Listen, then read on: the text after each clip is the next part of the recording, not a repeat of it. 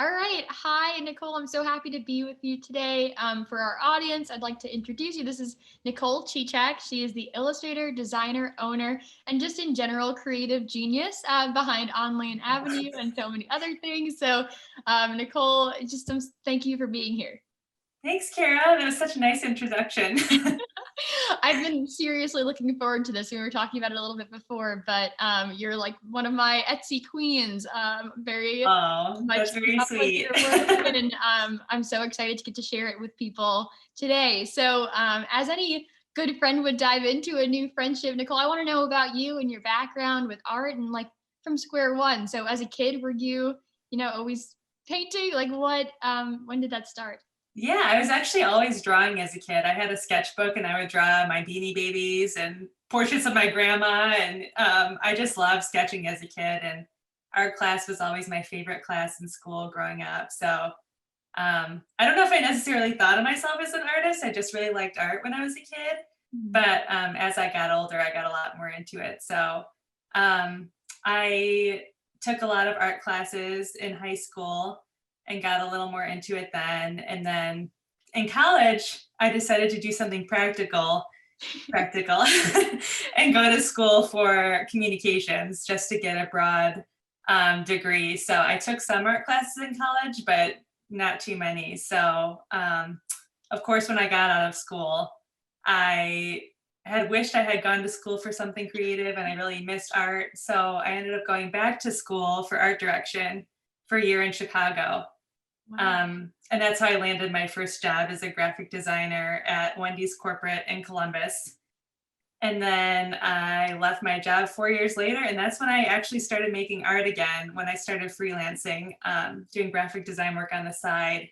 And that allowed me the flexibility to make more of my art because I had more time on my hands. So at that point, I'd say I finally considered myself an artist, and I actually, was able to really commit to making art and practice making art. And that was kind of a game changer for me. So That's amazing. I think it's so interesting, like when someone decides to call themselves an artist. Like I don't have that experience because I would never call myself an artist, but I am a New Yorker, and so it's interesting to me when people like decide that they're in New York. I'm like, well, you weren't born here, but you have you've lived here for this many years. Like it's cool how people set parameters in different places. But I yeah, also love there's no degree to become an artist. You don't need some certification or something. I feel like it's just like a personal transformation you have to make to just say, I'm deciding I'm an artist, and I think that's really tough to overcome those barriers we have in our heads.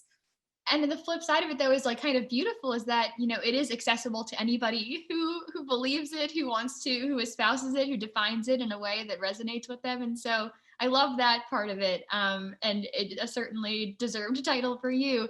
What I also think is cool about your background is that like although maybe you made the communications decision for a different reason, I imagine it played in when you're working at Wendy's because like there, like the art met the need to convey a particular message.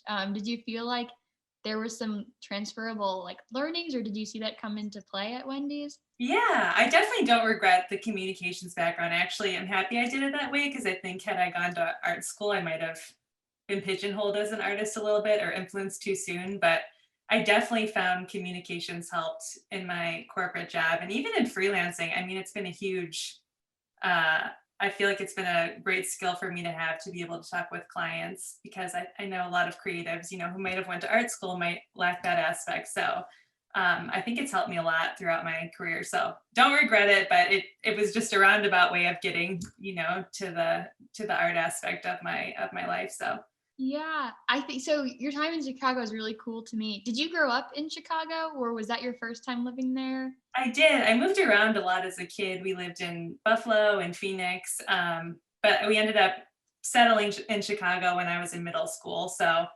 I was here middle school through high school, and then went to school in Ohio, and then lived in Ohio for 5 years after school, and then finally moved back here 4 years ago. That's So I live about 15 minutes from my parents. I'm very close to where I, spent high school and middle school. So it's nice to be back back on my home turf. I love that. And I recently drove through Ohio to go home to New York myself for winter break.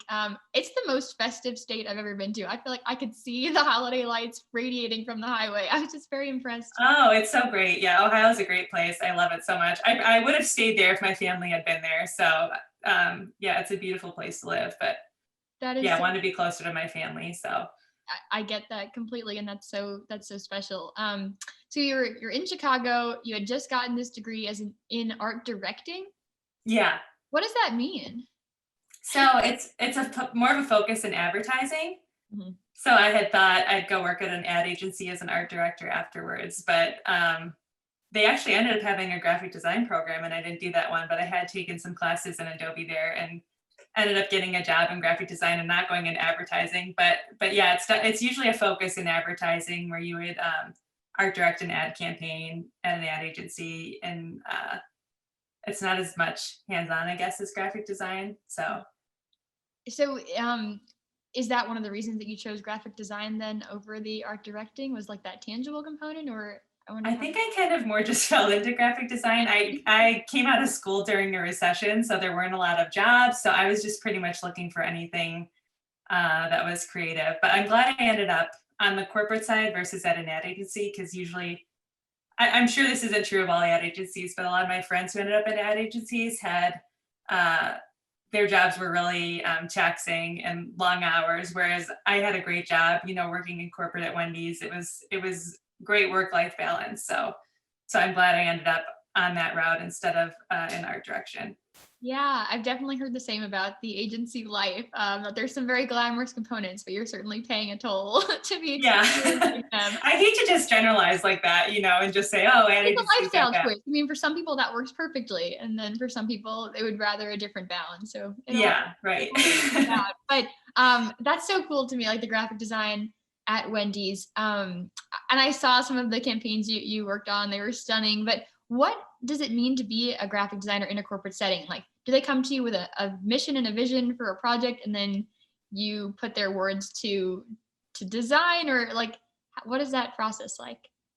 I think it depends a lot in-house, because I don't think it's super traditional to have graphic designers in-house, because a lot of that stuff is outsourced to agencies. But my job started out as animating content for the digital menu boards at Wendy's. So I did a lot of animation in the beginning, and then it kind of grew to, brand work and art directing some campaigns. So I brought in some of that art direction eventually, but There you go. um, but yeah, it was a whole range of things, because I was, one of the only designers at the company. So a lot of different things would come my way, which I think helped in freelancing, because I got to work on so many different projects. By the time I started freelancing, there wasn't really any project I hadn't worked on, so it helped a lot with my confidence in finding work. That's amazing. I don't know if I would have like thought that Wendy's had such a diversity of like, project callings in the graphic design space, but they're such a big company. I get that now. Yeah, yeah, you don't think about all the bells and whistles that going on behind the scenes. There's a lot that it takes to keep a brand image consistent, and yeah, there's a lot going on there. So it's definitely challenging in a lot of ways. And I think I was listening to a podcast recently, and they talked about how when design is going well, you don't notice that something was designed. Like, but when design Right. is going poorly, you're like, oh gosh, this is I so think that's true. uncomfortable. And so like it's amazing that I never thought of it for Wendy's, because it was going so smoothly. Like it's an intuitive design. And I don't know, the last decade maybe, I feel like fast food in general has been going through such a like rebranding almost. So I feel like, was that a cool time to be at Wendy's? Did that. Yeah, they had actually just changed the logo, and they were doing a huge image overhaul. So in that sense, it was really cool to be a part of that, because the brand started such a long time ago, and they hadn't really changed much until then. So it was really exciting. Oh, that's amazing. But so that was an awesome 4 years or so. You said 3 years at Wendy's. 4 years, yeah. 4 years at Wendy's. And then you made this transition to freelance. And it wasn't in graphic design specifically, or it was, but there was also some illustration. Like how did that happen? Yeah, so I left to mainly do graphic design work. Illustration was still kind of just a hobby at that point. And I mentioned I love my job and I love the people I worked with, but I kind of started to feel like corporate wasn't for me. I didn't love the structure of it, how I if I didn't have as much going on, I kind of had to, be busy with something. And I just liked the idea of making my own hours and investing my time and my vision versus somebody else's, vision. So yeah, I decided freelancing might be a good fit. So I left my job and started finding, branding work and graphic design work, and then started illustrating in the evenings pretty much. That's So amazing. When you yeah, started so I think freelance would be so like liberating in so many ways, or just, entrepreneurship in general is a very attractive way to earn a living to me. But I certainly meet it with a lot of trepidation. And so yeah. it's just a big step. It's a big transition to go from the corporate world of the structure and you do like these set of things on these days of the week to a master of your own destiny kind of situation. Did you go into that knowing like, okay, I need this person to do my taxes, like I need to qualify as this, or like how did you gain your bearings there? Or was Oh, there I feel like I didn't know anything. I didn't know anyone who freelanced. It was just this idea I had in my head. So I had to figure it all out as I went. But my husband was a big help as far as the taxes go and the finance aspect of it, because he has a huge interest in that and I don't. So that was helpful in the beginning as far as, expensing things and knowing how all that worked. But yeah, a lot of it was just figuring it out as I went. And it was really scary. I thought about it for a long time before I actually quit my job. And I was doing a lot of work in the evenings while I was still working at Wendy's. And I don't know, I'm not necessarily risk averse, but I wasn't the type of person until that point to just like up and quit my job. So it felt like I was taking a big risk. But by the time I did that, it felt like there wasn't another option to me. I just had to give it a try and see how it went, because I had such an interest in freelancing and getting experience in that world. So Oh, it's exciting for me to even think about it. Like it must be so empowering. Like I can do this. I'm just gonna go out there and see how it happens, and trust that I'm skilled at this, and so that will carry me through. And that's just really admirable. So how did you begin to form like a client base with freelancing? I think it's really cool how you have your site on Etsy too, and I'm not sure if you sell on other platforms, but maybe you could speak to that all. yeah, I feel like the first couple of weeks I was freelancing, it was like I was on cloud nine and I felt like I was on vacation, and then kind of the reality set in and I was like, oh my gosh, I have to find so much work. And in the beginning, I just took any jobs I could get, and they were some of the most ridiculous, jobs ever. And I found some of the jobs on Craigslist, and I was just like, whatever work, I'll take it. So definitely some interesting projects there, and more, sketchy clients who didn't necessarily pay out, or there's a lot of that in the beginning. But yeah, as time went on, I definitely got a lot more work. Some of my contacts at Wendy's and that I had met at other points, in my journey, it gave me some freelance work. And then maybe a year in, I was pretty busy with work, but it took a lot of time to get it off the ground. I think that's something that people might forget sometimes or not factor in, is like Yes. the built in, like it's just going to take time to get it started. And I know for me with a lot of things, I'll get frustrated in the beginning of like, this is not coming together exactly how I want it right now, but it's that like holding out and persevering that get you there. So that's really Yeah, you definitely have to have patience with it, and I think it's easy to just expect everything to be perfect in the beginning, but it takes a long time to get anywhere with anything in life, I guess. But yeah, it was I'd have bad days where I'd wake up and be like, what am I doing? And then other days where I was like, yeah, I'm a freelancer. So it was just a roller coaster of emotions. But yeah, a year in, I'd say I felt pretty confident and things were going well. So, but I do think it's helpful to have a job before you start freelancing, because you make so many contacts, when you're working a 9 to 5 job. And I feel like a lot of those people, came through when I did start freelancing. That helped me a lot. I don't know if I would have been able to be successful right out of school. I'm not sure. So Yes, that network is so powerful in everything. And even just, from my experience in a corporate setting, learning the rhythms of just like a world that operate like a business world are very helpful in other conversations you have. And I can see how there's a lot of transferable learning and how taking those steps would be advisable. yeah. Yeah, just gaining that confidence to know, hey, like if I get this kind of project, I got this, because you've had that experience and you know what you're doing. So I love that. yeah. So I don't know, like I know what freelance is in the abstract, but um, is it basically when people they want a specific project and they come to you with it in mind and they ask you to work on that project with them and then you move on to another project? Is that what freelance is? I think it depends. It's different for everyone. I think a lot of if it depends on what your focus is. If you're, in branding, you'll probably work on a logo project with some person and then move on to another client, and then I think you hop around a lot. I found more success in building long-term relationships with big clients, and then they would kind of pay me hourly to do ongoing tasks. So that I feel like that's kind of key to having stable freelance work is to find those bigger clients that will use you indefinitely, and you can kind of build that relationship with them. So but yeah, the projects are all over the place. I mean, at this point I've probably seen it all. I've done a lot of booklet design, a lot of logo stuff, trying to think what signage, menu boards. Yeah, it's nice because every day is different. You're always working on different things, and I feel like I'm still learning, new things every time I get a new project. So especially switching clients too and learning different brands and different style guides and that sort of thing is definitely keeps you on your toes. Yeah. Is there a certain type of project that you particularly love, or maybe one that you've done recently? Like you mentioned book lights, what was it? Oh yeah, booklets. Oh, booklets. Okay. Yeah, Wow, that's very specific. yeah, really cool. Yeah, I love print design. Anything with booklets or I love.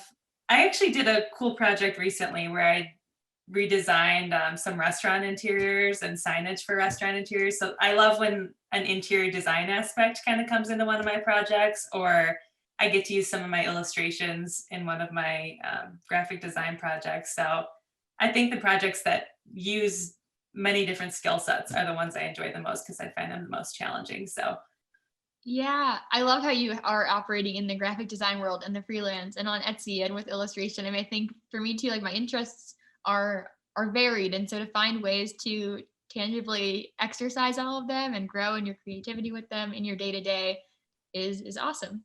yeah, it's really cool. It's funny. I use like I feel like how we were as kids is so indicative of how we'll be as adults. And a lot of the things I enjoyed as a kid in school, I'm kind of still doing. Like I still write a blog. I loved English class as a kid, so I write a blog. I read a lot to help my business. Making art, it's just kind of all come full circle, and it's interesting to think about it that way. Yeah. So the recurring theme here is that I listen to a lot of podcasts, but I listened to another podcast and it's talking about like it was something about a book of like, are you having fun? And you mentioned how what we do as kids is indicative of what we do as adults. And this woman said, think back to what you did in third grade when you got home from school. Like, are you doing that still in your life? And if not, like you'd probably be having more fun if you found ways to incorporate that still. And so what you said resonates with me of that. What we did as kids was what we loved. We Yeah. found ways to make that happen more often, whether it was swinging or drawing or who knows. Yeah. And I feel like if you've lost sight of maybe, what makes you happy or you're not so happy in what you're doing right now, you kind of just need to circle back and, see, hey, what did I used to enjoy, and kind of reconnect with your younger self, I guess. Exactly. So you mentioned drawing Beanie Babies and other things, and you have this awesome Etsy shop called Online Avenue. And is Online Avenue, is that the name of your broader freelance work, or is that specific to your Etsy world? How does that work? Yeah, I do freelancing under just my name. So because it's just me that you work with, and I feel like it's been a lot easier to brand my freelance business that way. But so Online Avenue just pertains to my art and Etsy. And I thought it'd be cool to have a more fictitious name for that because you can kind of build more of a brand story around it. And on Lane Avenue is actually, well, Lane Avenue is where my first house was. So I started my business on Lane Avenue. So that's why I called it that. So it's actually pretty pretty simple how I came to the name, but I thought it was, I don't know, I thought it was a cool name, had a nice ring to it. So Yes, I love when we spoke last time, you talked about how like Lane and Avenue are like the city and the country like meshed kind of together, or like the best of the both worlds. And it's just there's some whimsy to it, some joy. I think it's wonderful. You Yeah. chose your house because of the name of the street, but if you had, that wouldn't have been a bad reason. It's Yeah, I thought it was cool how like Lane is a street and Avenue is a street, and Lane's usually associated with like a country. I actually live on a lane right now, No and way. then and then I used to live on an avenue. So I just yeah, it's kind of funny. It's just cool how it came together like that. But Yeah, it's so special. And I was reading some of your blogs, which are exceptionally well written and so entertaining. One of them, you talked about this coming back into art again, and I don't know if there was a pause in your illustration while you were getting your degrees and stuff, but whenever you started your Etsy, like what was important for you in refocusing on illustration or making it another kind of pillar of your day to day? yeah, I did take a big break. I guess from high school pretty much until I was in my late 20s and had started freelancing. I didn't make art that entire time, and I think I was less happy because of it. And my mom had always said growing up, "Oh, you're so much more balanced when you're making art." And I kind of started to see that was true, and it just felt like something was missing. And so that's why I just started, trying to just make stuff again when I started freelancing. And I was so much happier. I mean, to me, it's art fights depression. It's a great way to just. It's almost like meditation, kind of. You're just spacing out and just having fun, and you're not thinking about anything else that's going on. So yeah, it was really important for me to bring that back into my life. And once I started making illustrations, I thought, hey, maybe I should try and sell some prints. So I started posting art prints on Etsy, I think in trying to think what year it was, maybe 2016. Wow. And I didn't see a lot of growth in the beginning, but it was kind of a way to help me keep making art, because I was just like, every time I make something, I'll just post it on Etsy. So it's kind of just part of my process. So yeah, I'm glad I did, and I'm glad I started making art again, because looking back, it was so hard to just pick up the paintbrush and start creating again. But there's no better time to start than the present. And if I hadn't started then, I'd probably still be in the same place today. So I'm really glad I took that risk and got back into it. Yes, I think sometimes like the activities that we partake in, they kind of just like change our view of the world. They change our outlook on things, and especially if it's something that you love, it's I imagine very energizing. So maybe on those days when you're like, oh, why am I a freelancer? Like, where am I? Whatever. Like in the lows, like the things that we love can really keep us going. Yeah. And I think it's a great balance to graphic design, because graphic design, I think it can sound very creative to someone who's not in a creative profession, but it can be very, I'm trying to think of it, like detail oriented too, very technical. And, sometimes I have projects that aren't super creative. So it was a great balance to those kind of projects to have my art too. So Yes, and I love the style of your art. So I don't know, I feel like I'm getting to the point where I could pinpoint, like, that's Nicole Cicak. Like, oh, I would love to I'd love to understand how you curated your like just take on the world. It's very, very special. yeah, I think it's just making a lot of art, and I think your style's always there, but you just have to make the art to find it. And um, so yeah, I was just making a lot of things and tweaking little things and figuring out what colors I was most drawn to inherently, and what patterns I loved, and just painting things that brought me joy, or that I found to be funny. Usually that's a good recipe for a piece that, speaks to me. So, but yeah, it takes a lot of years, I think, to find your voice as an artist. I don't feel like I found it until maybe in the past few years. And I'm still, I still have so much to learn and so much work to do, I feel like. So it's an ongoing process. Oh, it's so cool. To me, it's like reading a good book. Like you can tell it's a Steinbeck, or you can tell it's a whatever, because their language is so specific. Just like, I don't know, the stroke of a paintbrush could be so Yeah. so very personal. And so it's really fun too to see how that comes out on the page.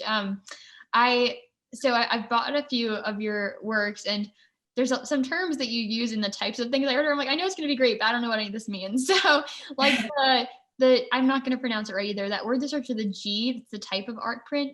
Giclee? Oh, Giclee, yeah. I Giclee. always feel weird when I say it because it sounds so fancy, but Yes.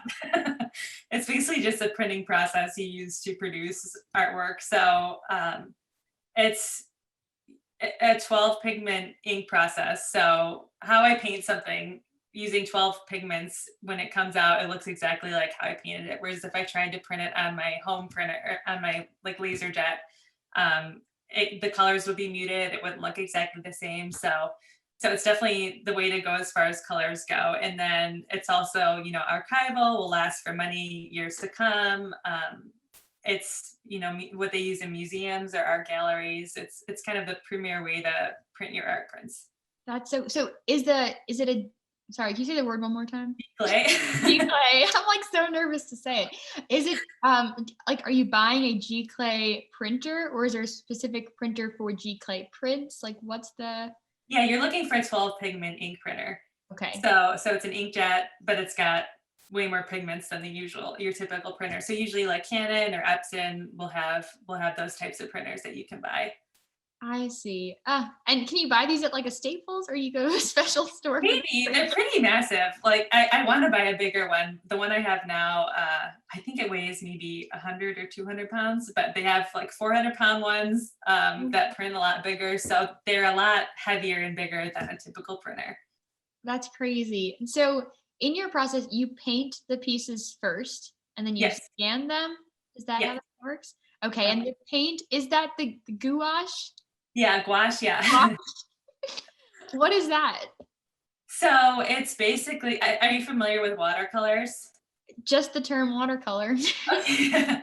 It's basically a water-based paint. So it's similar to watercolor in that way, but it's opaque. So you can layer colors on top of each other. Whereas when you're using watercolor, it's more transparent. So you can't really do that layering. So when I do, my dots on something, you wouldn't be able to do that with watercolor, but with gouache, you can create those different layers. It's kind of like an acrylic too, I'd say, but it's water based in the sense where you can like re-wet the paint or add water to vary the thickness. Whereas acrylic, it dries a lot quicker. You can't re-wet it. Once it's dry, it's dry. So somewhere in between watercolor and acrylic. That's so crazy. Has that always been your preferred, I don't know, vehicle for painting?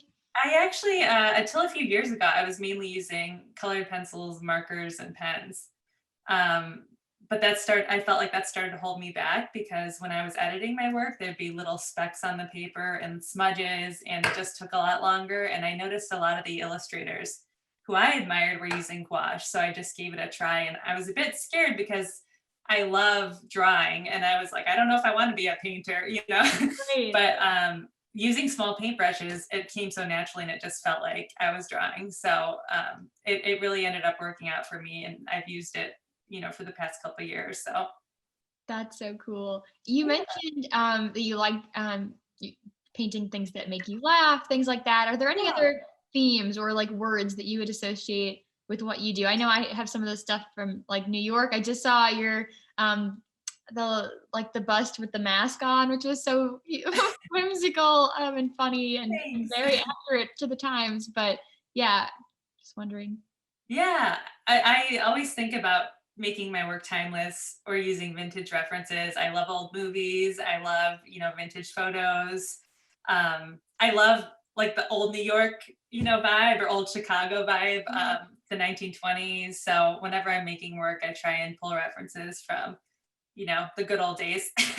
And the architecture is so beautiful that to find like new colorful ways to capture it, who wouldn't want that? Yeah, that's my favorite kind of architecture, that Art Deco. It's just so beautiful. It is so beautiful.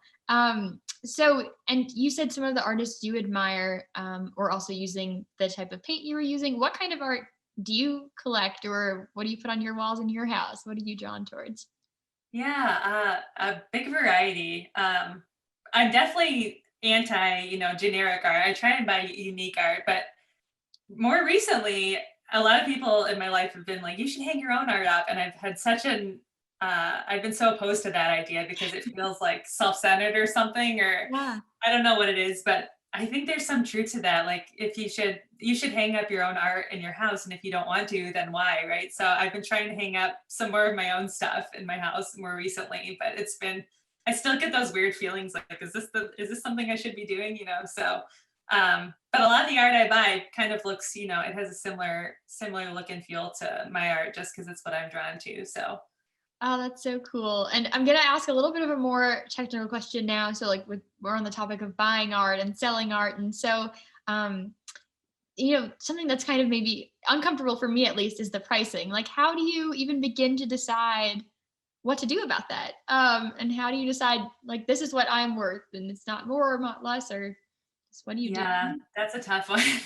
I've made a lot of adjustments to my pricing over the years, just, kind of reading the market. And then as my supplies have gone up, as I started printing with the Giclee method versus using my laser jet, I obviously had to increase my prices, but I think it's tough. But for pricing, I kind of actually default to asking my family what I should charge because they're usually better judges than you are because you tend to underprice yourself, right? Yes. So a lot of times my husband will give me feedback or my mom will, and they'll be like, you're charging too little, or, so I kind of use other people to help me figure out what pricing is right. And then just looking at what similar artists are selling their work for, what a Giclee print is worth. I try and keep that in mind too.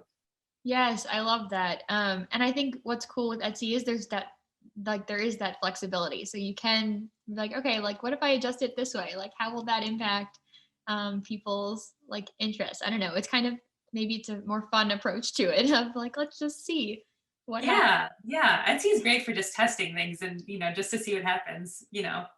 Yes. So a little bit more macro now. Like, so art's been an important part of your whole life, it sounds like, which is wonderful. What do you think art matters for like, our country in this time, like just our lives in general and their enrichment? What has it meant for you? Oh, I think it's everything. Clearly, it's a big part of my life, but Yes. I just think everyone would be so. I think everyone has a creative aspect to themselves, and I think everyone would be a lot happier if they would explore that and make things more and just take some time to not take everything so seriously and just to have some fun like you used to when you were a kid. I think a lot of the world's problems are just not being in touch with that aspect of yourself. And aside from making things, I think art has such power to bring people joy. Like you can look at a piece and just be like, I remember that time I took that trip. It makes me think of it and smile. Just the ability to do that, it's pretty magical if you think about it. So Yeah. I think there's two aspects of it. Art can really influence people looking at it, and you can become a different person just by making art and become the best version of yourself. Yes.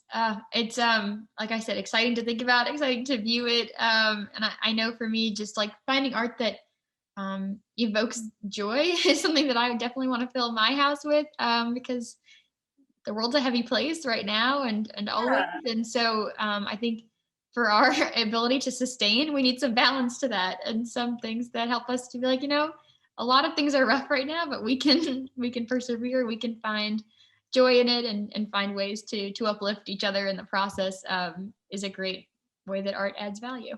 Yeah, yeah. Everyone can use a little more joy. Everyone could use a little bit or a lot more joy.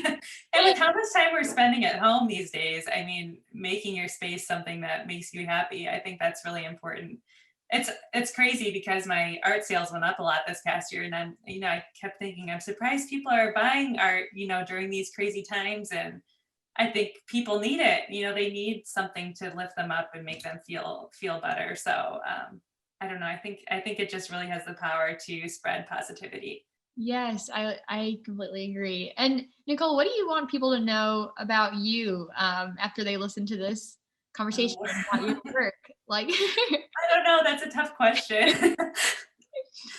um, I don't know what regard would you say as like as an artist or yeah, I mean, so like personally for me, what stands out so much to you and what I value and appreciate is that your work and you were so accessible to me as like the customer or the interested person. Like we communicated over Etsy so frequently when we were working on the pieces for my mom, and you're just I think so friendly and kind, and I think that that all comes through in your work, and people should care about the creators of the things that they're purchasing too. And so personally, I want people to know that about you because it's made Thanks.